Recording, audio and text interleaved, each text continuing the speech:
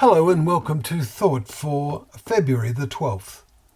Our readings are Exodus chapter 22, Psalm 75 and 76, and Mark chapter 8. And our thought is, we'll be ashamed when he comes. We read, "For whoever is ashamed of me and my words in this adulterous and sinful generation, of him will the Son of Man be ashamed when he comes." Mark chapter 8 and verse 38. Why would we be ashamed of Jesus? Notice he specifically refers to his words. What has Jesus said that we would be ashamed of talking to our neighbours about? Is it not our responsibility to try and share our faith with others?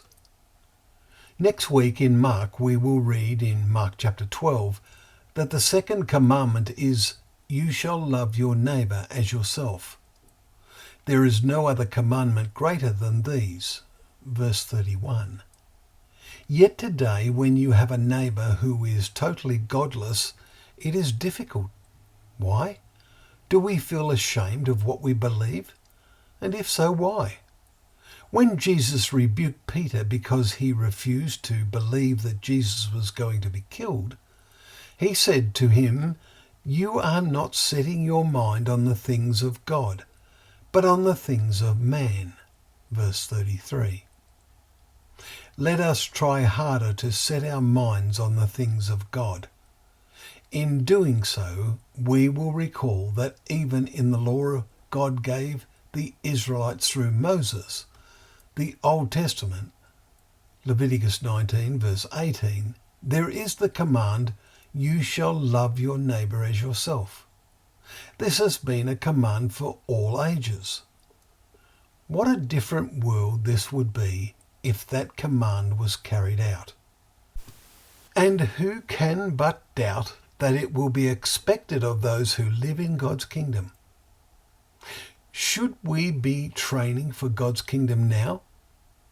What better way to show your love for your neighbour than by encouraging them to believe the words of Jesus? We must try to speak to them in the spirit of love, a desire to share something precious, our pearl of great price. This will be reflected in the words that we choose, remembering also that we will see each other as much by what we do as by what we say. We must seek wisdom from above in doing this. Recall the words of James. He wrote, "The wisdom from above is first pure, then peaceable, gentle, open to reason, full of mercy and good fruits, impartial and sincere."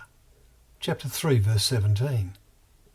Finally, remember the reply of Jesus when someone asked him, "And who is my neighbour?" Well, read the account in Luke chapter 10 verse 29 for the answer.